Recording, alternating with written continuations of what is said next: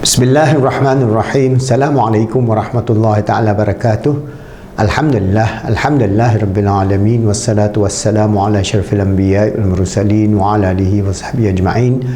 Alhamdulillah, we are continuing our video, and I've explained to you in the previous video of the nature of unity from the perspective of the self, the ummah, humanity, this earth and all its creatures, and then the unity of the cosmos, and how we can look at the higher level from the perspective of Islamic ontology, that is the unity of the Godhood, that is Tawheed, and understanding the concept of what is Zahir and what is Batin, and the hierarchy of existence within the metaphysics of Islam. Inshallah, we'll go quite deep into it. It may be a little bit philosophical, but we have to go deep into this because I want to excite a lot of you who do research on Islamic psychology, especially Islamic philosophy, and understand the paradigm of which direction this ummah is going to go and survive beyond this 21st century, and what is the outcome of the climate disaster if we can surpass that. If not, whatever that we do will be futile, but inshallah, with the mercy, the compassion, and the grace and the love of Allah subhanahu wa ta'ala, will overcome that challenge. So I'll continue with ontology so that you can understand the perspective of the ontological paradigm that we have to face in the 21st century, and why we are moving towards our own existential destruction, this whole civilization. Why it is that way, I'm giving you some understanding at a deeper philosophical level, inshallah. Okay, so we are doing our life coach training program. As I mentioned to you, we have the certified PIP life coach on Islamic motivation coaching, counseling, mentoring, and what we need to do is to transform the ummah. And now I'm using a combination of consciousness research, mind-body, heart-cult research, and so on, to do, inshallah, over many videos, 200 over videos, inshallah, a book, Islam Heart of Love, where we integrate all the natural question of which direction and how this ummah is going to thrive and excel in the 21st century. So I've explained to you how the basis of Islam, the heart of love, from atheistic materialism of the current paradigm to a spiritual fullness of Iman, Islam and Ihsan, the heart of love, which I'm trying to draw upon. So we talk about the destruction or the degeneration of the Ummah the last 500 years. We talk about the Wasatiyah. All the previous video you can go through. We talk about the unity of Muslims, how we're going to work together, live together, share each other, love each other, and unity of humanity, and the unity of humanity and diversity, and the ontological paradigm that I'm going to talk today. Because I'm drawing you from the lower level, slowly, philosophically, also from the perspective of Islamic psychology, for you to understand where we stand vis-a-vis the various ontological paradigm that you see today. So there are many ontological paradigms, but I'm just summarizing it into three, which you need to know. I'm not making you a philosopher. Neither am I a philosopher. I'm just a student of Islam and a student of psychology. And alhamdulillah, we have our book, Positive Islamic Psychology, a transcendent model to achieve peace, happiness, and success. I'm trying to integrate that into this. So, ontological paradigm, there are many, but for the last 300 years, we have this ontological materialism. So, materialism is the worldview. Ontology is the truth based on materialism. Everything and anything is based on the material things. There's no such thing as consciousness. There's no such thing as consciousness outside your brain. There's something outside. Everything is within your brain. Everything is material. This whole world is just a material thing. This whole universe is just a material thing. There is no externality to it. So it's just based on this whole idea of brute materialism. No purpose, no meaning, and the two greatest influencer will be Karl Marx. He's the father of communism, socialism, and the ism that up to today is still terrible, and we have Freudian psychology of materialism, and the basis of Karl Marx is the stomach, the basis of Freudian psychology is sex. So we have the two desire. Right, Imam Ghazali talk about, Rasulullah SAW talk about the two desire, and Imam Ghazali talk about the two desire exactly. The emphasis on materialism is filling your stomach and nothing more than that, because it's just material. You live and then you die, there's no resurrection, and then go through your sexual pleasure, because if you deprive yourself of sexual pleasure, you can do anything and everything based on Freudian psychology, because it is a sexual deprivation that make you mad. So both these two mad people brought about the dominant worldview that is the last 300 years. So what we see, yes, we see scientific progress insofar as material scientific progress, but we have a degeneration insofar as the intrinsic understanding of the nature of life, the nature of consciousness, and its relationship to the greater good.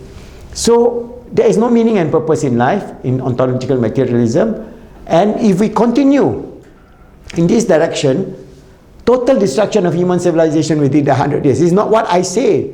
You go to IPCC, International Panel for Climate Change, United Nations. What does their latest report? Their latest report says that we have to change our whole civilizational structure based on fossil fuel to carbon neutral. That means not carbon intensive, but carbon neutral. If not, we'll have mass starvation, we have climate change, or climate disaster, or climate emergency, we have food crop failure, we have rising of the sea level, and the CO2, the carbon dioxide level in the whole atmosphere based on the ice core over the last 3 million years never exceed 280 parts per million. The safe limit according to IPCC scientists is basically 350 parts per million. Today we have 415 parts per million. At 415 parts per million, we are going to go to 500 parts per million within 10 years. At 500 parts per million, the whole destruction of this earth is going to take place, because the overshoot of temperature, the heat that is already built up in the ocean, on the planet itself, it is going to have its own life and will shoot beyond 2 degrees to 4 degrees to 8 degrees. At that point, all mammalian life, that means we are mammal, all mammalian life will be completely destroyed, and we have no humanity left. So this is the materialism. The basis is that we exploit, we destroy, we pump CO2, who care less? And up to today, there are people who still deny, people like the President of America, Donald Trump, people who are involved in the fossil fuel industry. Oh, this is nothing, 415 parts per million, oh, no problem. So we have extreme temperature. And now the Antarctic is melting, the Arctic is melting completely. You're going to have, within a short while, an Arctic-free zone, ice-free, Arctic-free, ice-free zone in which Greenland will be exposed to the whole climate change and warming and so on. So we are actually leading towards a full destruction of this human civilization. The basis of that is the philosophical worldview of materialism. Alright, and I've given you many videos before that, because now I'm bringing you the philosophical concept, because I want you to draw upon and reflect. Can we continue that way? Can we live as just consumer, destructive, so-called scientific materialism, invent something, we invent fossil fuel, yes, alhamdulillah, that is good, but if we use it judiciously, it will be not a problem. But if we keep on pumping, build, destroy, pump, destroy, we have all the technological capacity, yet we are in denial. We deny that we are destroying this earth. We denying that there is mass extinction of all species on this earth.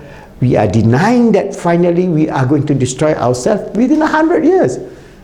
La hawla wa la quwwata illa billahil aliyyil azim. I just cannot imagine the madness, and I feel the sadness of how this madness of materialism bring us closer towards our own existential destruction. Humanity as we know, civilization as we know, will just destroy itself in the 22nd century. This is not what I'm saying. You go back to science. Now we have the sciences.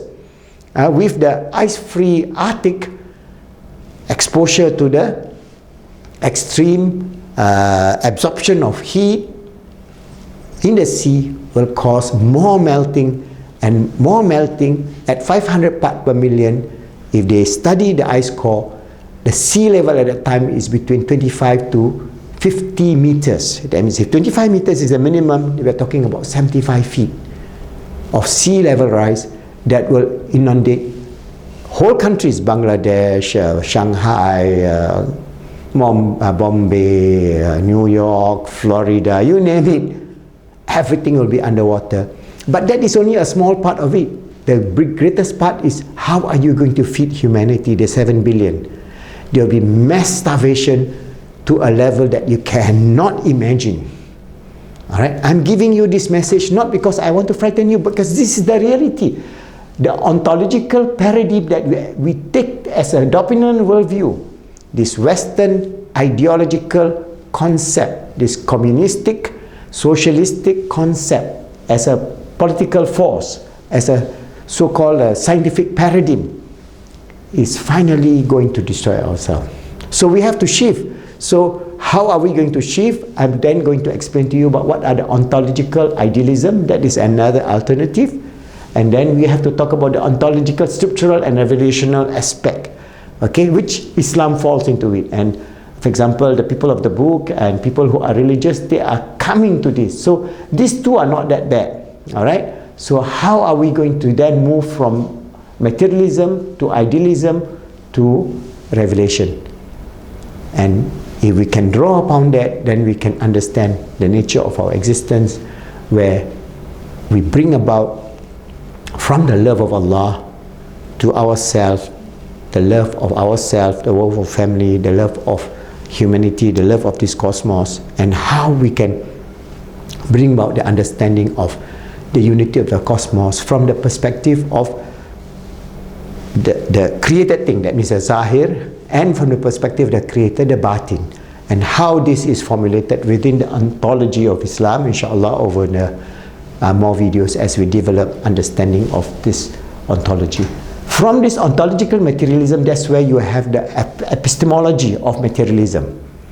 This is where the whole worldview is based on, and then the same thing with idealism and the same thing with revelation. And how this is going to play out is something that inshallah, with the grace, the mercy and the love of Allah, we can avoid this climate disaster that will engulf this world if we are not careful, if we do not shift from materialism to idealism to God. That is our only hope. So inshallah, I've given you a big idea of ontology and how we Muslims can play a part in terms of shifting the worldview, the mindset from materialism back to the Godhood, inshallah.